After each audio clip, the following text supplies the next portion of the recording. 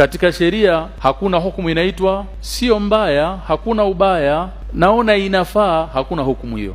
Hukumu ziko, ahkamu taklifia ziko 5. Jambo unalolifanya katika dini au unalolifanya kama ibada, hukumu ya kwanza ni alwujub, wajibu. Wajib kinyume chake ni haram, hukumu ya pili hiyo. Tukikuuliza nini hukumu ya jambo hili, usiseme inafaa. Hiyo tutakuuliza umetoa wapi? Ima iwe ni wajibu kwa maana Allah na mtume wake sallallahu alaihi wasallam wamewajibisha, au iwe ni haram.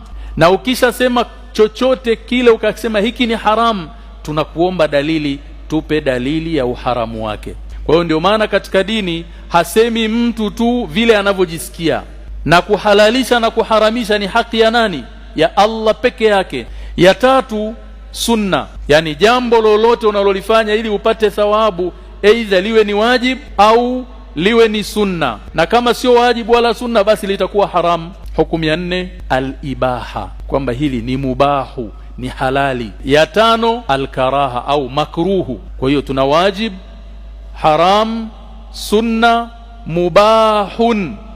Ukisikia jambo hili mubahun, manake limehalalishwa, ni halali. Kwa hiyo tuna wajib, haram, sunna, mubahun, makruhun.